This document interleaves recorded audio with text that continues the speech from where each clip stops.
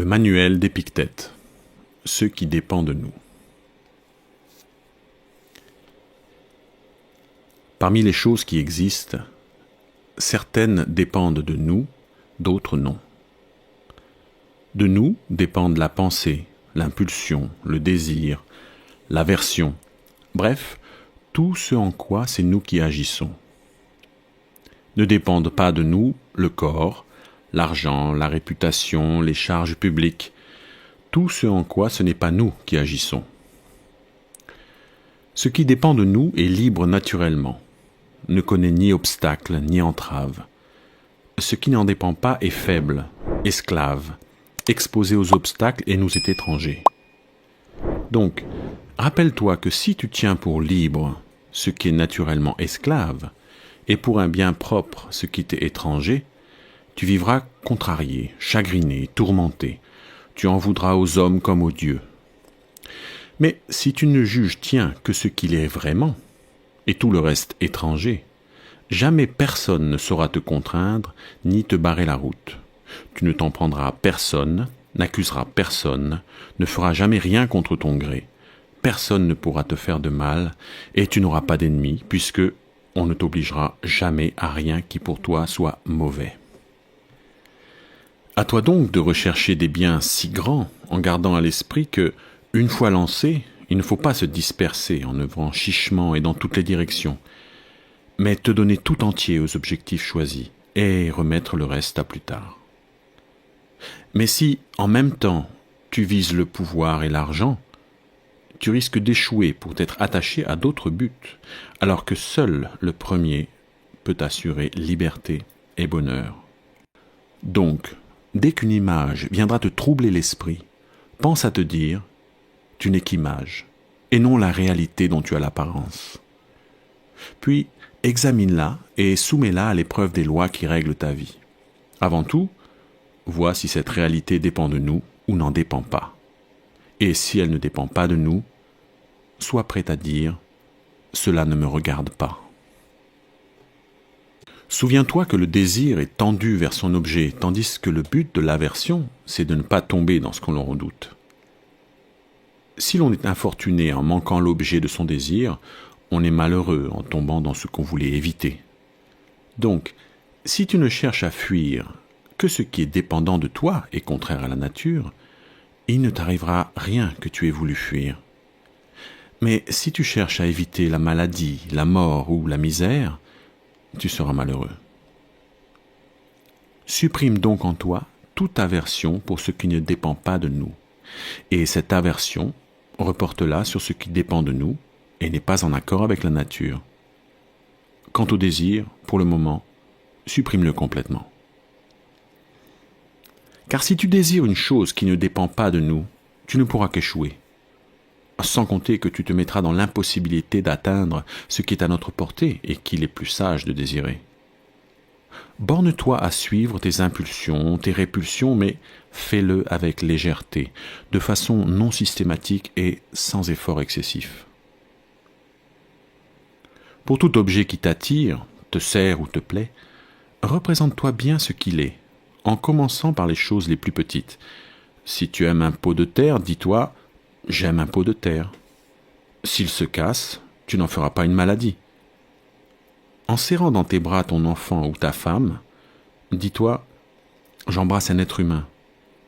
S'ils viennent à mourir, tu n'en seras pas autrement bouleversé. Quand tu te prépares à faire quoi que ce soit, représente-toi bien de quoi il s'agit. Si tu sors pour te baigner, rappelle-toi ce qui se passe au bain public. On vous éclabousse, on vous bouscule, on vous injurie, on vous vole. C'est plus sûrement que tu feras ce que tu as à faire si tu t'es dit « je vais aller au bain et exercer ma liberté de choisir en accord avec la nature ».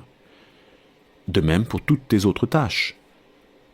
Car, ayant fait cela, s'il arrive quelque chose qui t'empêche de te baigner, tu auras la réponse toute prête. Je ne voulais pas seulement me baigner, mais exercer ma liberté de choisir en accord avec la nature. Si je me mets en colère à cause de ce qui m'arrive, ce ne sera pas le cas. Ce qui tourmente les hommes, ce n'est pas la réalité, mais les opinions qui s'en font.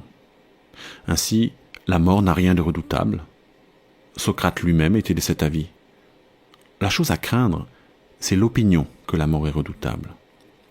Donc, lorsque quelque chose nous contrarie, nous tourmente ou nous chagrine, n'en accusons personne d'autre que nous-mêmes, c'est-à-dire nos opinions. C'est la marque d'un petit esprit de s'en prendre à autrui lorsqu'il échoue dans ce qu'il a entrepris. Celui qui exerce sur soi un travail spirituel s'en prendra à soi-même. Celui qui achèvera ce travail ne s'en prendra ni à soi ni aux autres. Ne te monte jamais la tête pour une chose où ton mérite n'est pas en cause. Passe encore que ton cheval se monte la tête en disant « Je suis beau », mais que toi, tu sois fier de dire « J'ai un beau cheval ». Rends-toi compte que ce qui t'excite, c'est le mérite de ton cheval. Qu'est-ce qui est vraiment à toi ? L'usage que tu fais de tes représentations. Toutes les fois qu'il est conforme à la nature, tu peux être fier de toi. Pour le coup, ce dont tu seras fier viendra vraiment de toi. Pendant un voyage en bateau, si le navire jette l'ancre et que tu mettes pied à terre pour aller chercher de l'eau, tu ramasseras en chemin ici un bigorneau, là un petit bulbe de plante, mais il te faut concentrer ta pensée sur le navire, te retourner sans cesse au cas où le pilote appelle.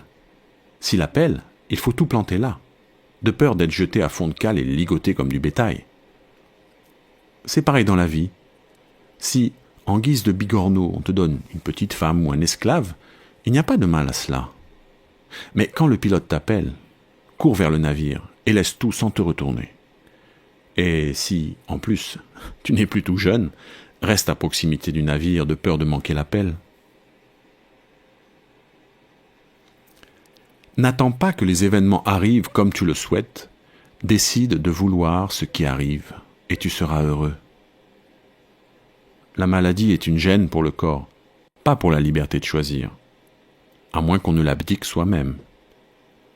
Avoir un pied trop court est une gêne pour le corps, pas pour la liberté de choisir. Et cette réponse à l'esprit en toute occasion, tu verras que la gêne est pour les choses ou pour les autres, non pour toi. Devant tout ce qui t'arrive, pense à rentrer en toi-même et cherche quelle faculté tu possèdes pour y faire face. Tu aperçois un beau garçon, une belle fille, trouve en toi la tempérance. Tu souffres, trouve l'endurance. On t'insulte, trouve la patience. En t'exerçant ainsi, tu ne seras plus le jouet de tes représentations. Ne dis jamais à propos de rien que tu l'as perdu. Dis « je l'ai rendu ». Ton enfant est mort, tu l'as rendu. Ta femme est morte, tu l'as rendu. On m'a pris mon champ. Eh bien, ton champ aussi, tu l'as rendu. Mais c'est un scélérat qui me l'a pris. Que t'importe le moyen dont s'est servi pour le reprendre celui qui te l'avait donné ? En attendant le moment de le rendre, en revanche, prends-en soin comme d'une chose qui ne t'appartient pas, comme font les voyageurs dans une auberge. Si tu veux faire des progrès, laisse tomber les réflexions du genre « si je néglige mes intérêts, je n'aurai même pas de quoi vivre. Si je ne suis pas assez sévère avec mon esclave, il me servira mal. » Mieux vaut mourir de faim, délivré du chagrin et de la peur, que vivre dans l'abondance au milieu des angoisses. Mieux vaut être mal servi par son esclave que malheureux. Commence donc par les petites choses. On gaspille ton huile ? On vole ton vin ? Dis-toi, c'est le prix de la tranquillité. C'est le prix d'une âme sans trouble. On n'a jamais rien pour rien. Quand tu as besoin de ton esclave, souviens-toi qu'il peut ne pas venir et que s'il vient, il exécutera peut-être tes ordres à tort et à travers, mais il n'a pas le pouvoir que ta tranquillité dépende de lui. Si tu veux progresser, accepte de passer pour un ignorant et un idiot dans tout ce qui concerne les choses extérieures. N'essaie jamais d'avoir l'air instruit. Si certains ont bonne opinion de toi, méfie-toi. Tu dois savoir qu'il n'est pas facile de suivre ce qu'enjoint la nature en s'attachant aux objets extérieurs. Si tu poursuis l'un de ces objectifs, il est inévitable que tu négliges l'autre. Si tu souhaites que tes enfants, ta femme et tes amis soient éternels, tu es un fou. Car c'est vouloir que ce qui ne dépend pas de toi en dépende, que ce qui n'est pas à toi t'appartienne. De même, si tu veux un serviteur sans défaut, tu es stupide, puisque tu voudrais que la médiocrité soit autre chose que ce qu'elle est. Mais si tu veux atteindre l'objet de tes désirs, tu le peux. Exerce-toi à ce qui est en ton pouvoir. Tout homme a pour maître celui qui peut lui apporter ou lui soustraire ce qu'il désire ou ce qu'il craint. Que ceux qui veulent être libres s'abstiennent donc de vouloir ce qui ne dépend pas d'eux seuls, sinon, inévitablement, ils seront esclaves. Souviens-toi de te comporter comme dans un banquet. Quand le plat, faisant le tour des convives, arrive devant toi, tends la main et serre-toi comme il convient. S'il te passe sous le nez, n'insiste pas. S'il tarde, ne louche pas dessus en salivant, mais attends qu'il arrive devant toi. Fais de même pour les enfants, pour une femme, pour les charges officielles, pour l'argent, et un jour, tu seras digne de boire à la table des dieux. Mais si les choses t'étant offertes, tu t'abstiens même d'y toucher, d'y jeter les yeux, tu seras digne non seulement de boire avec les dieux, mais de régner comme eux. C'est ainsi qu'ont vécu Diogène, Héraclite et leurs semblables, s'égalant par là aux dieux et gagnant le renom d'hommes divins.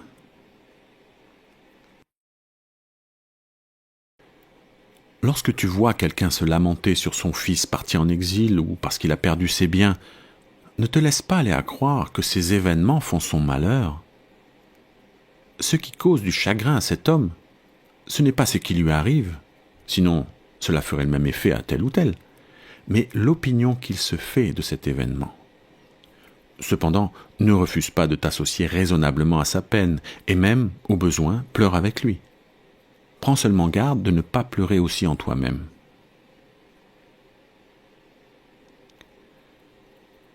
Souviens-toi que tu joues dans une pièce qu'a choisi le metteur en scène, courte s'il l'a voulu courte, longue s'il l'a voulu longue.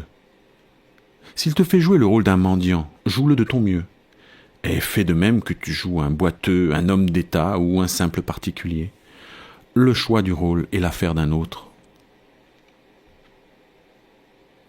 Si un corbeau pousse un cri de mauvais augure, ne te laisse pas entraîner par ton imagination. Définis ce dont il s'agit et dis-toi, rien de ce qui est annoncé là ne me concerne. Seulement ma petite carcasse, ma petite fortune, ma petite réputation, ma femme ou mes enfants. Quant à moi, pourvu que je le veuille, tous les présages me sont favorables, car quoi qu'il résulte de ce signe, il est en mon pouvoir de faire tourner la chose à mon profit. Tu peux être invaincu si jamais tu n'engages de lutte où la victoire ne dépende pas de toi.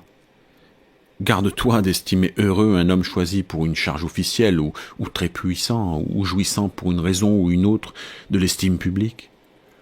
En effet, si l'essence du bien réside dans ce qui dépend de nous, il n'y a de raison ni d'être jaloux ni d'être envieux. Quant à toi, ce n'est pas général, magistrat ou consul que tu veux être, mais libre. Or, pour y arriver, il n'y a qu'un chemin, le mépris de ce qui ne dépend pas de nous.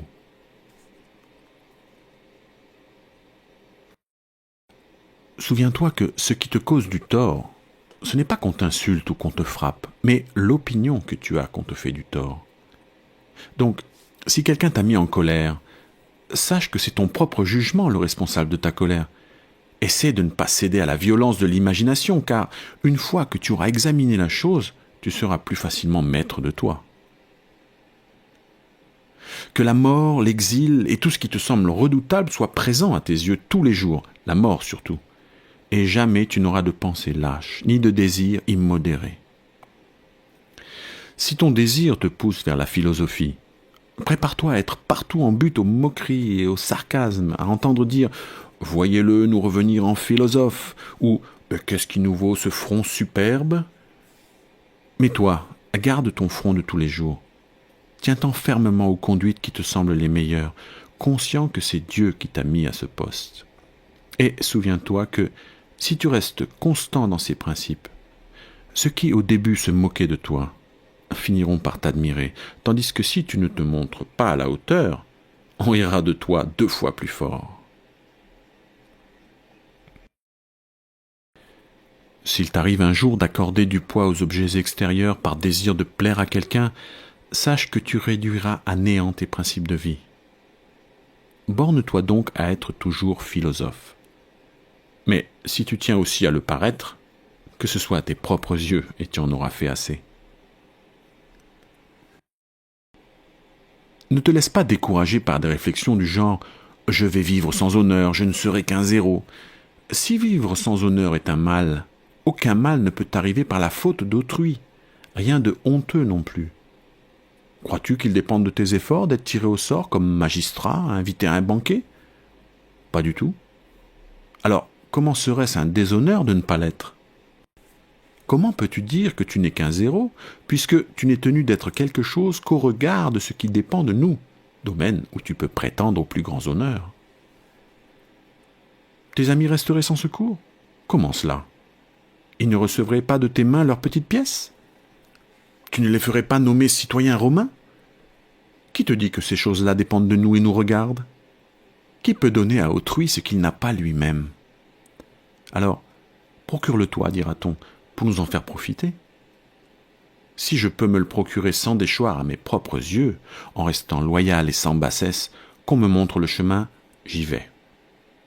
Mais si l'on veut que je perde mes biens propres pour vous procurer des choses qui ne sont pas des biens, considérez comme vous êtes injuste et ingrat. Et puis, qu'est-ce que vous aimez le mieux?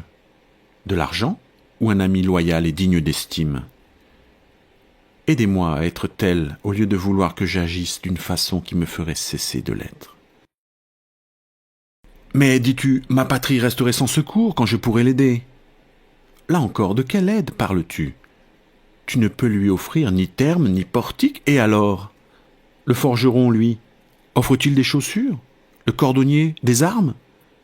Il suffit à chacun d'accomplir sa tâche.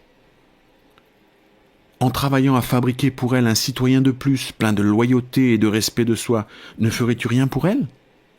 Si fait. Donc tu peux, par toi-même, lui être utile. Quelle place aurais-je dans la cité?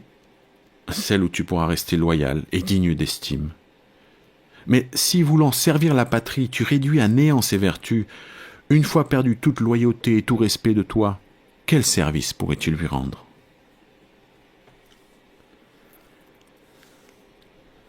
Pour un festin, un discours, un conseil, on t'a préféré quelqu'un d'autre. Si ce sont des biens, réjouis-toi qu'il lui échoue. Si ce sont des maux, ne te plains pas d'y avoir échappé. D'ailleurs, souviens-toi aussi que si tu n'en fais pas autant que d'autres pour obtenir ce qui ne dépend pas de nous, tu ne peux pas t'attendre au même résultat qu'eux. Si tu ne vas pas rendre visite aux gens qui comptent, comment pourrais-tu être récompensé comme ceux qui y courent? Comment, si tu ne flattes personne, obtenir autant que les flatteurs? Tu as refusé de payer le prix de ces faveurs et tu voudrais qu'on te les accorde pour rien? Tu es injuste et insatiable. Combien coûte une laitue? Une obole, plus ou moins. Suppose que quelqu'un donne une obole pour une laitue.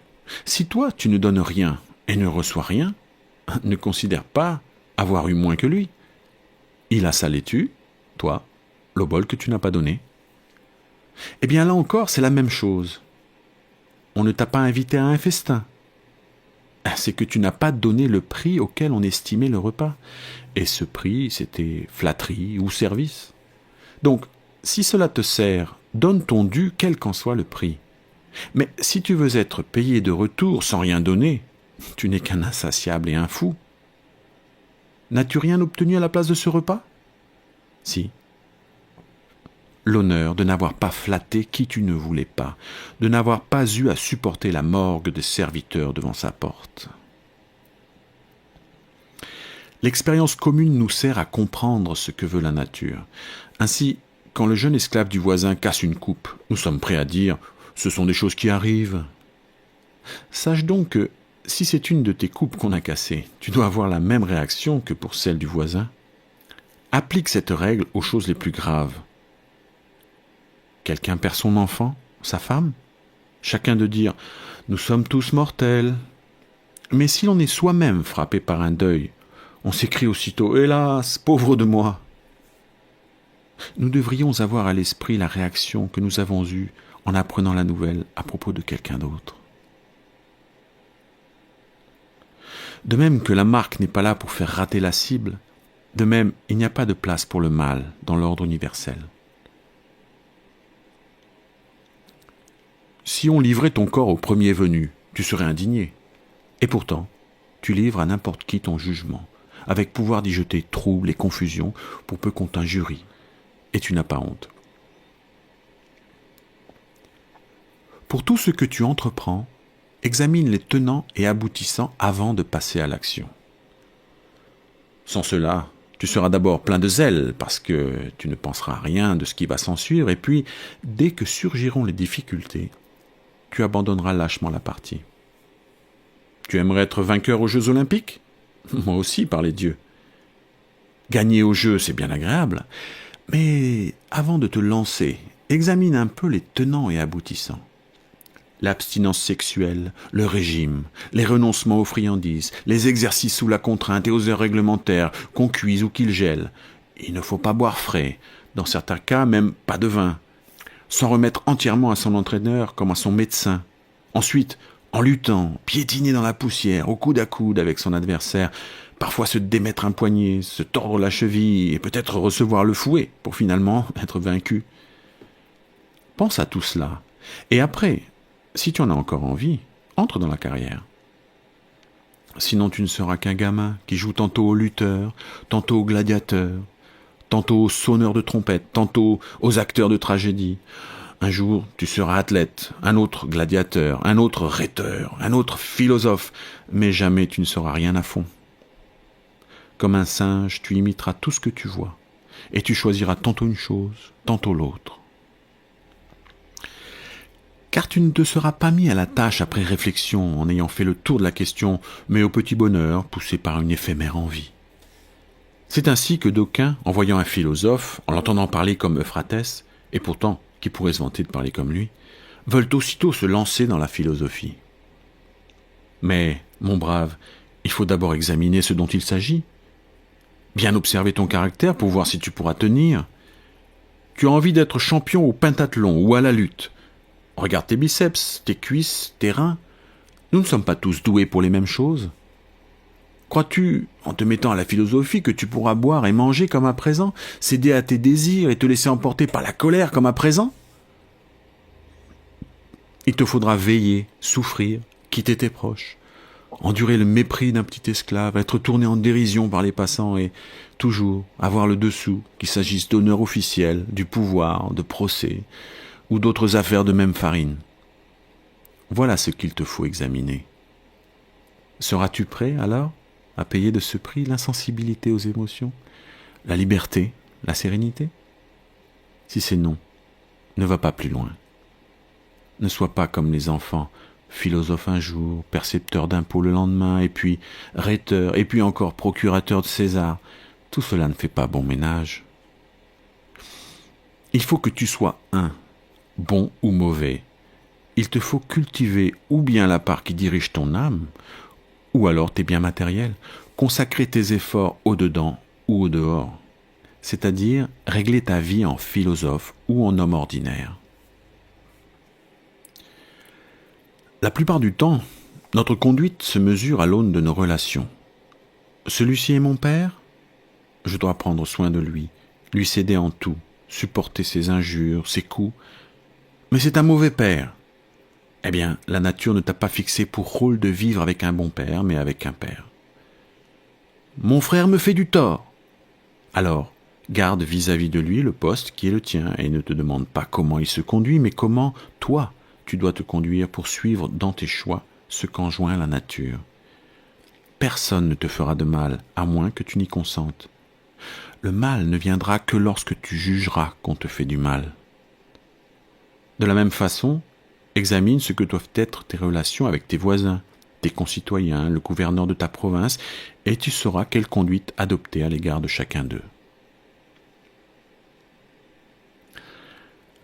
Pour se conduire avec piété envers les dieux, l'essentiel est d'avoir d'eux une conception juste, à savoir qu'ils existent et régissent l'univers conformément au bien et à la justice.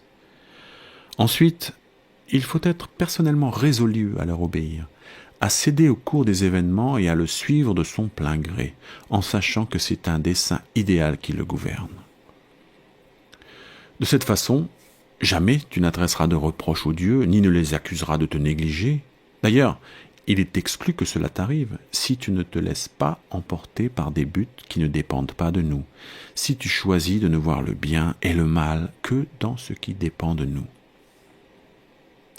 De même, si tu considères un mal ou un bien ce qui ne dépend pas de nous, si tu ne peux obtenir que ce que tu voulais, ou s'il t'échoue ce que tu voulais éviter, tu t'en prendras aux responsables et tu leur en voudras. Car la nature fait que tout être vivant cherche à éviter et à fuir les événements qui lui semblent nuisibles, ainsi que les causes qui les déterminent, tandis qu'il accueille avec gratitude les événements conformes à son intérêt avec ce qui les cause. Il est donc impossible, quand on se croit lésé, d'être bien disposé envers l'auteur de ce tort supposé, tout comme on ne saurait se réjouir du dommage lui-même. Voilà pourquoi on voit des fils injurier leur père quand celui-ci refuse de leur donner une part de ce qu'ils considèrent comme des biens. Et de même, ce qui a dressé Éthéocle contre Polynice, c'est de croire que la tyrannie était un bien. C'est pour la même raison que le paysan blasphème le nom des dieux, comme le marin, le marchand, et ceux qui ont perdu leurs femmes ou leurs enfants. Car là où est l'intérêt, là est la piété. En sorte que si l'on s'attache à diriger ses désirs et ses aversions comme il convient, du même coup, on sera assuré de se conduire avec piété. Pour ce qui concerne les libations et les sacrifices aux dieux, il convient d'agir suivant les traditions de son pays, en état de pureté, sans négligence ni oubli, mais sans excès de minutie non plus, et sans dépasser ses moyens. Quand tu as recours à la divination, souviens-toi que, puisque tu es venu trouver le devin, pour qu'il te l'apprenne, tu ignores ce qui doit arriver. Mais une fois l'événement prévu, pour ce qui est de sa nature, tu la connais, si tu es vraiment philosophe. S'il s'agit de quelque chose qui ne dépend pas de nous, ce ne saurait être ni un bien, ni un mal. Donc, quand tu vas voir un devin, laisse derrière toi désir et aversion, ne t'avance pas en tremblant, mais en homme pénétré de cette vérité que tout ce qui peut arriver est indifférent et ne te concerne en rien. Alors, quel que soit l'événement, tu seras en mesure d'y faire face comme il convient et sans que personne ne puisse t'en empêcher. Donc, n'aie pas peur, va vers les dieux comme on va demander un conseil. Pour le reste, une fois le conseil reçu, note bien qui était ton conseiller. Note à qui tu désobéirais si tu t'écartais de son avis. Suis le précepte de Socrate. Ne recours à la divination qu'en des circonstances où tout porte sur l'issue d'un événement, quand ni le raisonnement, ni aucun art d'une autre sorte ne peuvent plus être d'aucun secours pour connaître ce qui t'attend. Par conséquent, s'il te faut risquer ta vie pour un ami ou pour la patrie, ne demande pas au devin si tu dois le faire. S'il t'annonçait que les présages sont mauvais, il est clair que cela signifierait la mort, ou une quelconque mutilation, ou encore l'exil. Ici, la raison commande, même dans ces circonstances, de prêter secours à son ami et de risquer sa vie pour la patrie. Pense au plus grand des devins, l'oracle de Delphes, qui jeta hors du temple l'homme qui avait choisi de ne pas secourir son ami. À partir d'aujourd'hui, décide d'un style, d'un genre de vie que tu garderas aussi bien seul que devant les autres. La plupart du temps, tais-toi. Ou, si tu veux parler, attends d'y être contraint et fais-le en peu de mots. Exceptionnellement, quand l'occasion t'y convie, parle, mais ne t'occupe pas de l'actualité. Combats de gladiateurs, courses de chevaux, jeux du stade, nourriture et boissons. Ici ou ailleurs, tiens ta langue, et surtout, pas de réflexion sur les gens, en bien ou en mal, ni de comparaison. Aiguille autant que faire se peut les conversations de ceux avec qui tu te trouves sur des sujets convenables. Si tu te trouves seul au milieu de gens que tu ne connais pas, tais-toi encore. ris rarement, et pas à tout propos ni à gorge déployée. Abstiens-toi de prêter serment, sinon en toute occasion, du moins à chaque fois que c'est possible. Laisse tomber les invitations à dîner, officielles ou privées. Et si un jour les circonstances justifient que tu t'y rendes, sois extrêmement attentif à ne pas te laisser aller à la vulgarité. Car si ton partenaire est plein de boue, en luttant avec lui, même si tu étais propre en arrivant, tu en sortiras tout crotté. Pour ce qui concerne le corps, soigne-le autant qu'il faut pour répondre aux besoins, nourriture, boissons, vêtements, un toit et des esclaves. Tout ce qui est pour la galerie, tout le luxe, rejette-le. Quant au sexe, dans la mesure du possible, garde-toi pur jusqu'au mariage. Quand tu fais l'amour, prends ta part de ce qui est permis. Toutefois, ne deviens pas bégueule envers ceux qui se livrent à la fornication, ne te pose pas en censeur de ces gens-là. Ne va pas non plus proclamer partout que tu es continent. Si l'on te rapporte qu'un tel a dit du mal de toi, ne cherche pas à te défendre de ces accusations, mais réponds simplement « Je vois qu'il ne connaissait pas tous mes défauts, sinon il en aurait dit bien davantage. » Il n'est pas nécessaire d'aller souvent au spectacle. Mais si un jour l'occasion se présente, fais voir à tous que c'est à toi que va ta préférence. Applique-toi à vouloir que ce qui arrive, arrive, et que le meilleur gagne. De cette façon, rien ne viendra te contrarier. Défense absolue de crier, de te moquer d'un concurrent ou de te passionner outre mesure. Une fois sorti, ne discute pas longuement de ce que tu viens de voir. Toutes ces choses n'ont aucun rapport avec ton progrès moral. Ce serait la preuve que tu t'es passionné pour le spectacle. Ne va pas pour un oui ou pour un non écouter des lectures publiques, mais une fois dans l'auditoire, garde une attitude à la fois digne, tranquille et sans provocation. S'il te faut rendre visite à quelqu'un, surtout s'il fait partie de ceux que l'opinion publique place au sommet du pouvoir, demande-toi ce qu'aurait fait Socrate ou Zénon à ta place, et tu n'auras plus le moindre doute sur la conduite à tenir en cette circonstance. Lorsque tu te rends chez un personnage influent, prévois qu'il ne sera pas chez lui, qu'on te fermera la porte au nez en la faisant claquer bien fort, et qu'on ne se souciera pas de toi le moins du monde. Si, malgré tout, ton devoir te commande d'insister, vas-y et montre-toi à la hauteur des circonstances. Mais ne te dis jamais « le jeu n'en valait pas la chandelle ». C'est une réflexion vulgaire et d'un esprit esclave des choses extérieures.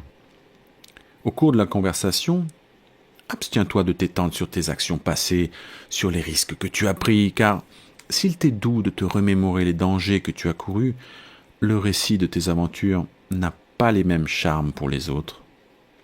Évite également de faire rire, car non seulement cela peut facilement tomber dans la vulgarité, mais cela risque en plus de faire abandonner à tes interlocuteurs leur retenue envers toi.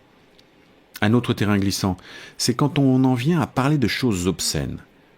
Quand cela se produit, si c'est possible, n'hésite pas à reprendre celui qui a commencé. Sinon, exprime au moins clairement par ton silence, ta rougeur et ton air réprobateur que cette conversation te déplaît.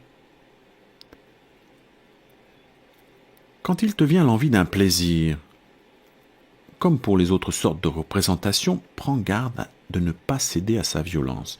Laisse reposer la chose et accorde-toi un délai.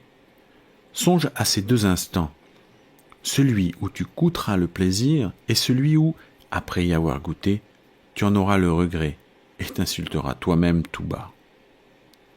Oppose à cela la joie que tu éprouveras et les louanges que tu t'adresseras si tu t'abstiens. Si tu trouves opportun de passer à l'acte, fais attention de ne pas succomber à la douceur agréable et séduisante de la chose. Imagine, pour y résister, combien précieuse est la conscience d'avoir remporté cette victoire-là. Lorsque tu en arrives à la conclusion qu'il faut faire une chose, fais-la, et ne cherche pas à t'en cacher, même si les gens risquent d'en penser du mal. Car, ou bien tu as tort d'agir ainsi, et il ne fallait pas le faire, ou bien tu as raison, et tu n'as pas à craindre les reproches injustifiés. De même que les phrases « il fait jour » et « il fait nuit » ont une grande valeur en tant que propositions disjointes, mais ne veulent rien dire si on les joint. De même, choisir la plus grosse part, Si c'est valable du point de vue du corps, quand il s'agit de sociabilité dans un banquet, cela n'est pas bien. Donc, quand tu dînes avec quelqu'un, ne considère pas seulement la valeur des plats pour le corps, veille aussi à respecter ton hôte. Si tu te lances dans une entreprise qui dépasse tes forces, non seulement tu te conduis comme un idiot, mais tu négliges d'accomplir ce qui était dans tes possibilités. Tout comme tu fais attention en te promenant à ne pas marcher sur un clou et à ne pas te tordre la cheville, fais attention aussi à ne pas faire de mal à ce qui dirige ton âme. En gardant cette nécessité à l'esprit et au seuil de chaque entreprise, nous ferons plus sûrement ce que nous avons à faire. Le corps est pour chacun la mesure des richesses, comme le pied est celle de la chaussure. Si tu t'en tiens à ce critère, tu garderas la mesure. Mais si tu vas au-delà, tu seras forcément entraîné comme du haut d'une falaise.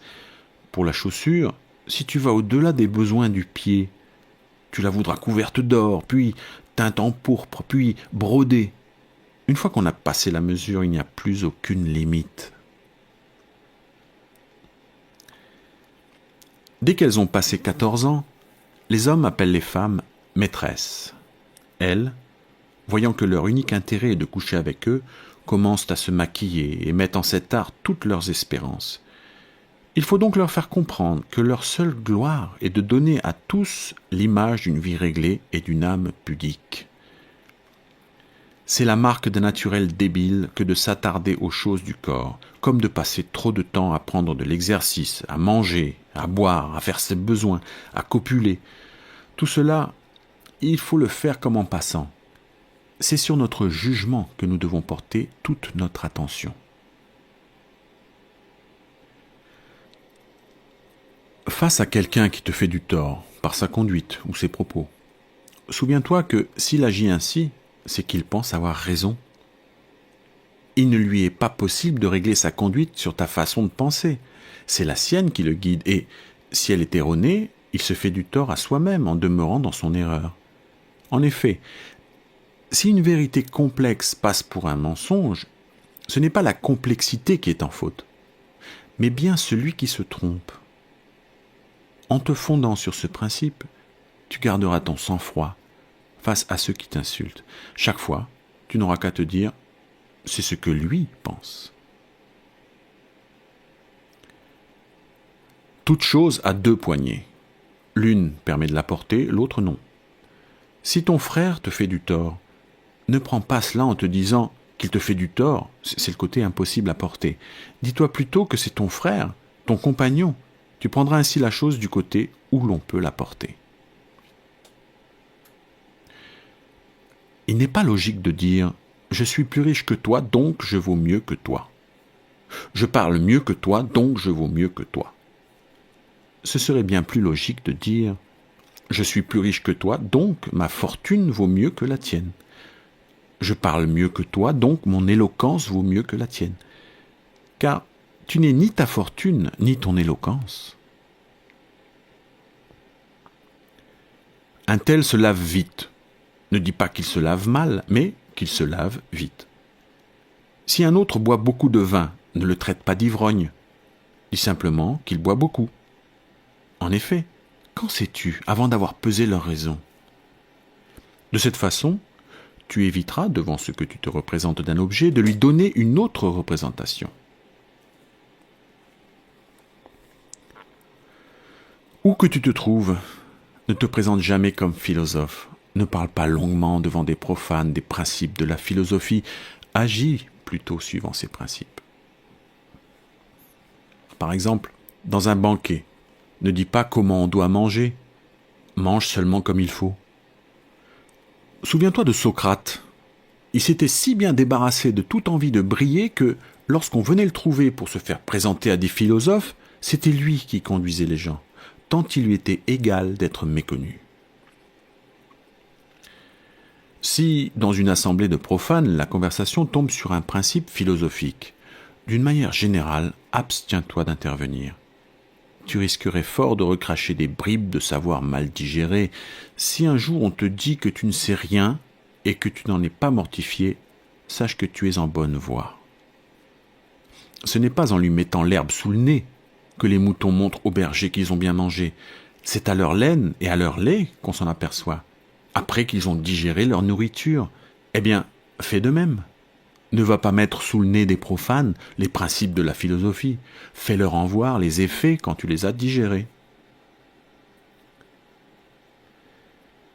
Si tu te contentes de peu pour les besoins du corps, ne va pas en faire parade. Si tu ne bois que de l'eau, ne veut pas dire à tout propos « je ne bois que de l'eau ». Si un jour tu décides de t'entraîner à supporter la douleur, fais-le en privé et non devant tout le monde. N'embrasse pas les statues.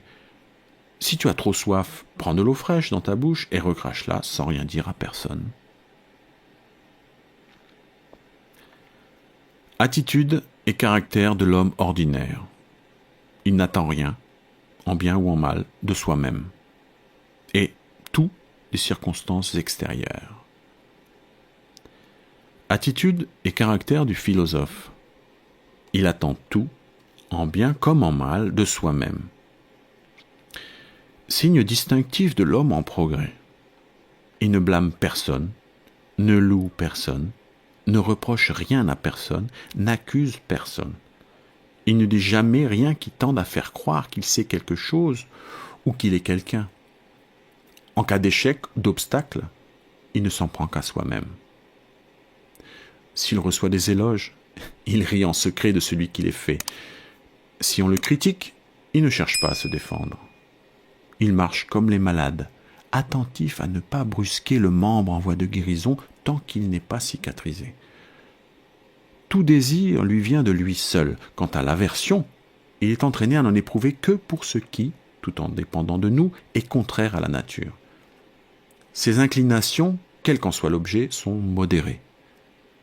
S'il passe pour stupide ou ignorant, il n'en a cure. En un mot, le seul ennemi qu'il ait à redouter, c'est lui-même. Si quelqu'un se vante de comprendre et d'expliquer les écrits de Chrysippe, dis-toi que si Chrysippe n'avait pas écrit dans un style obscur, celui-là n'aurait pas eu de quoi se vanter. Mais moi, qu'est-ce que je cherche ? À connaître la nature afin de la prendre pour guide. Je cherche donc un homme qui puisse m'expliquer la nature. J'entends dire que Chrysippe est cet homme. Je vais le trouver, et je ne comprends rien à ses écrits. Je cherche alors quelqu'un pour me les expliquer. Jusque-là, rien qui mérite le respect. Quand j'ai trouvé cet interprète, il me faut me conformer aux principes énoncés. C'est cela qui mérite le respect.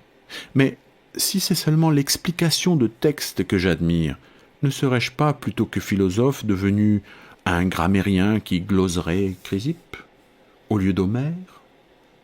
Il y aurait de quoi rougir si, lorsqu'on me dit « Apprends-moi à lire Chrysippe », je n'étais pas en mesure de montrer une conduite semblable et conforme à ses écrits. Une fois que tu t'es fixé des buts, tu dois t'y tenir comme à des lois qu'on ne peut transgresser sans impiété. Et quoi que l'on dise de toi, n'y prête pas attention, cela ne te concerne plus.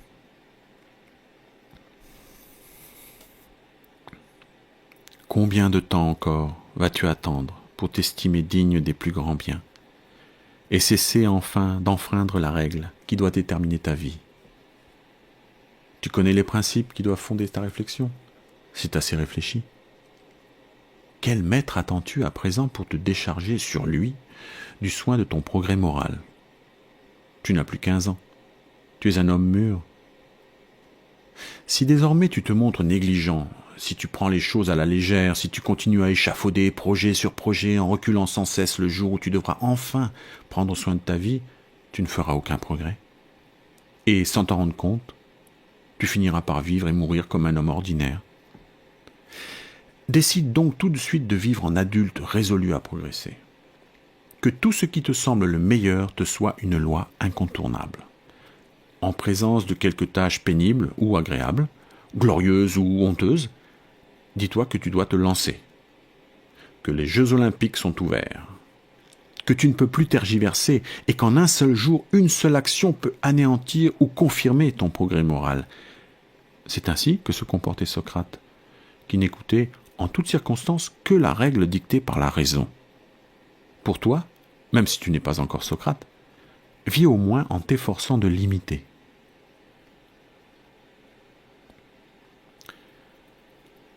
Le premier domaine de la philosophie et le plus indispensable, c'est la mise en pratique des principes, comme par exemple l'interdiction de mentir. Le second concerne les démonstrations. Pourquoi il ne faut pas mentir, par exemple. Le troisième concerne l'établissement et l'articulation de ces démonstrations, ce qui explique, par exemple, qu'on est en présence d'une démonstration, ce que sont une démonstration, une déduction, le vrai, le faux. Par conséquent, si le troisième domaine est indispensable pour accéder au second, comme le second pour accéder au premier, le plus indispensable, le terme de toute recherche, c'est le premier. Seulement, nous faisons tout à l'envers. Nous nous attardons au troisième. Nous lui consacrons tous nos efforts en oubliant complètement le premier. Voilà pourquoi nous mentons sans cesse en étant prêts, cependant, à dégainer le raisonnement qui prouve qu'il ne faut pas mentir. En toute occasion, rappelle-toi ces mots. Emmène-moi, ô Zeus, et toi, ô destinée, où vous avez formé le vœu de me conduire. Je vous suivrai sans peur, mais si par lâcheté je résiste, je sais qu'il faut vous obéir. L'homme qui, sachant qu'il doit mourir, sait quitter la vie dignement, on le nomme sage, car il connaît le secret des dieux. Eh bien, crie-t-on, si c'est la volonté des dieux, qu'il en soit ainsi. Anytos et Mélitos peuvent me tuer, ils ne peuvent me nuire.